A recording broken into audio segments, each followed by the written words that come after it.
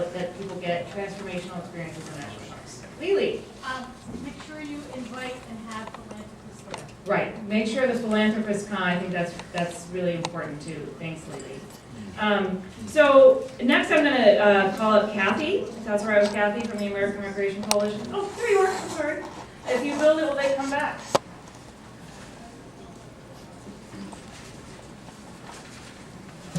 Okay, thank you, Katie. I'm not sure I'm going to be the shortest, but we had a great session, so I have to do it proper justice. Our focus was on activities within the parks to deliver great park experiences to traditional park visitors and to the new diverse audiences. So we started by noting that the call to action is very focused on the new diverse audiences, about 1/3 of the 36 action steps directed to their needs, with only 4 directed to the traditional park visitors. So then basically our resource people said, well, we asked what the focus would be if you had to choose. The consensus was the new diverse audiences, based on the understanding that even though it can be more cost effective to use your limited resources to focus on your existing visitors, it's ultimately short-sighted because the future will arrive and the visitors needed in the future to sustain the parks won't be there. So then we went through the 4 questions. We were very disciplined. And what are the actions most important to elevate through the summit? And so they said, okay, while focusing on new diverse audiences, we ought to make sure that we try and reach the old ones, the existing visitors simultaneously. So a couple of action steps that could focus on both groups were called out. 1, in fact, improving access, transportation access, and number 2, improving, updating, innovating communications within the parks that would appeal to new visitors and old alike, where you could kill 2 birds with 1 stone. Then they wanted to say it's important to find a way to sustain that initial park experience, to make your new diverse groups come back. So you have to engage local parks as partners to help with that process. Engage the parents as well as the children. Enhance technology, to embrace it, and be not afraid of it as a way of reaching out. Partner with the education community at every level, from the local up to the national, to bring parks in the curriculum, to expand field trips. And at that point, they pointed out that the DOI and the Department of Education are working on an MOU, and perhaps the summit would be just the perfect place to sign that MOU. And to draw attention to the strength and the potential of the partnership with the education community. Then other important steps to take was to make sure that we have a real science-based effort to understand the visitors and the potential visitors. Who are they? What are they interested in? And then pay attention to what they tell you. And then the second thing is to find ways to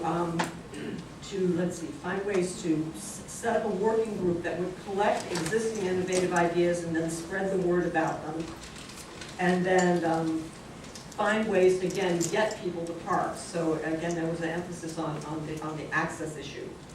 Then the question was raised, how do we get the summit to inspire and mobilize participants to pursue the second century agenda? And the point was made, start now. Start right away to implement the call to action. Don't think about 2016. Think about right now. Have the Park Service deliver a compelling message at the summit. How helping them allows people to help themselves. Issue a simple challenge at the summit to everybody. Go home, get started with your local park superintendent. And then link the call to action with other existing events that are right around the corner, approaching milestones, and then you can build action and expectation and excitement right away. Then question 3, how can the park partners achieve these outcomes and build an expanded constituency? The idea of a broad marketing campaign that we talked about at lunch was raised. Bring in the president to have link one big idea to the centennial. Expand an understanding of who the partner groups are and what they do.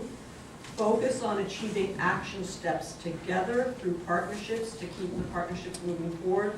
And then overall, make sure that the summit isn't just a one-off, but the launch of a continuing partnership effort working on big ideas together. And then who else do we need at the summit? We had an interesting caveat delivered to us by someone who had been was a veteran of a large gathering with great ambitions. It says, don't extend your reach so far that the summit experience is diluted or superficial. You know, he said, be careful. You know, be careful with what you do.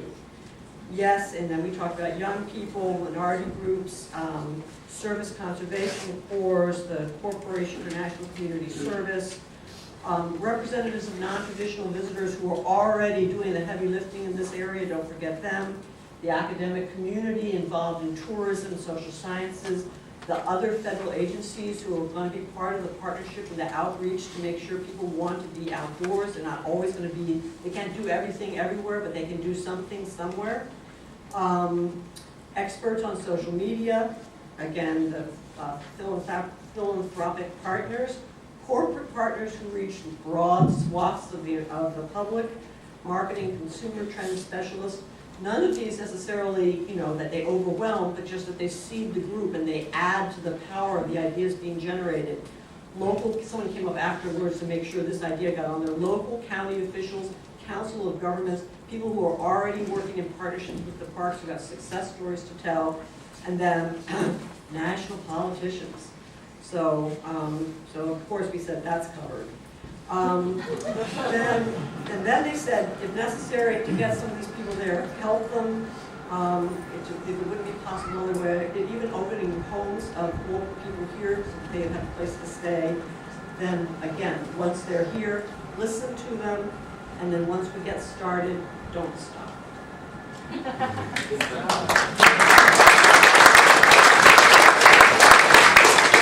Thanks, Kathy. I think one of the common things I heard from the first session was the whole 325 thing again. It's interesting to me, we sort of in this paradox of we can't boil the ocean, and you know, you kind of want to be able to not extend too far that it becomes diluted, but at the same time, we've listed like 3,000 different organizations that need to be there.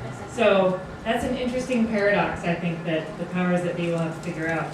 The one question I have for you quickly, when your group talked about that science-based stuff, like who are the visitors, what do they want to know about, as well as the committee that would share innovative ideas, do you think the group intended that that would happen before the summit, that would feed the summit, or not? No, I think that's just guidance not to forget that it's one of the things that you need to do and that you need to embrace going forward. Gotcha. I don't Thanks. think- I just wanted to be clear about that. So who's next? Is it David French that's next? Does that sound right? Sure. Great. And you're going to be talking about education, right? And I'm going to do my best to be very, very brief. I've done my best to distill this in the limited time that I had, but I would encourage anyone that was in the session today to recapture anything that I may have missed. Obviously, like the other groups, we had a very engaged and informed discussion. I would say the first point relevant from that very first question we asked in terms of the topics relevant for the summit was really just the general idea about influencing the curriculum. And the first part of that being how can we better market and merchandise the MPS curriculum and the many things that the Park Service is doing and getting that out. That was the first part of the discussion. The second part, and a pointy note was made that while there is a significant Park Service staff devoted to interpretation education, what partners are doing multiplies that many times over. And so how do you better capture that energy and multiply that through either training or working together so that we're telling a similar story or like-minded story and working together to produce that education product. And then finally around curriculum, really starting to work with the education systems that are in place from a state and local level and seeing how the National Park Service can work with those education curriculums on that level to work together and get the national parks more infused in that.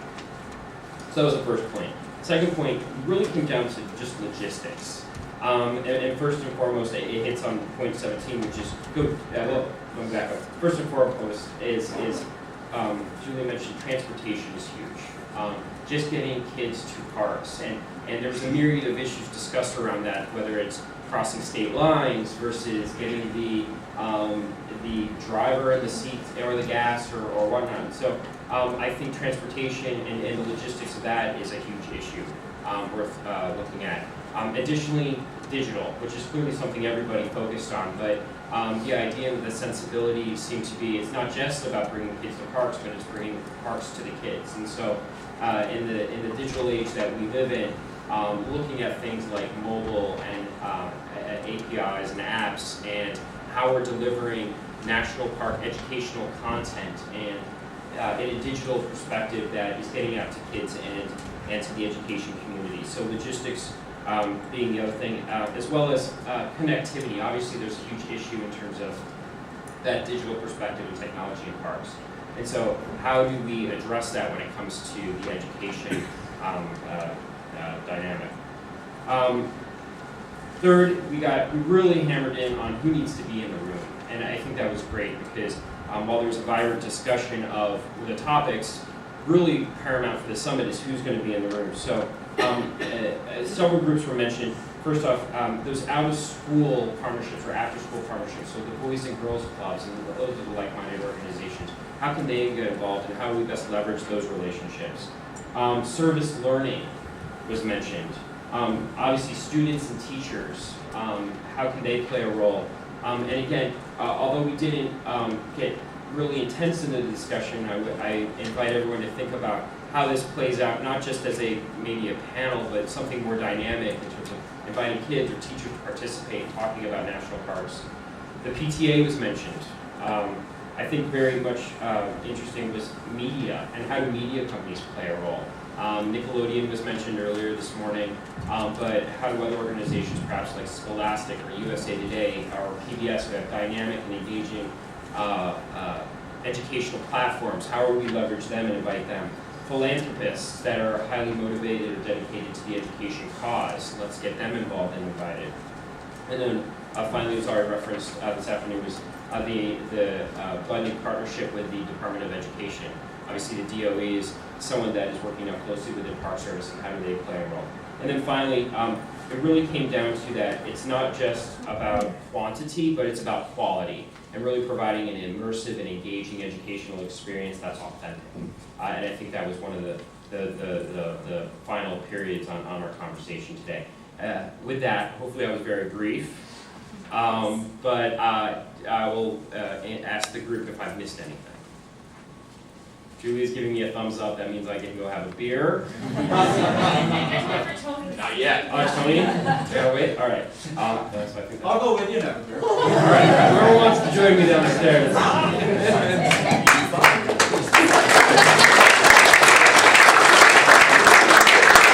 David, that was great. I'm seeing, I'm sure all of us are, some kind of common themes that are coming through. Again, we go back to the numbers and inclusivity. One thing I thought was interesting about the Department of Education harkens back to your group about the MOU with the Department of Education. So it sounds to me like that could be a real important piece of the summit. That could be a great way to partner with the Department of Education and kind of celebrate the MOU and talk about out-of-school time and things like that. I would also encourage you to think of when you talk about the philanthropists or the foundations that are in the room, is focusing on some of those that really do a lot of funding of after school or out of school time kind of things. So that would be great. So the last person I'm going to call up is Tony from NPCA, who talked about preserving our special places. It was a very special time. Very special. It was. Thank you. And we just finished this. It's hot off the press. Who's on the edge of their seats here, but I wanted to first of all, thank Chris Beland and Stephanie Kuthman and Denny for the great groundwork they laid at the beginning of this session. They were some of our resource people, and they really laid out a good foundation for the conversation.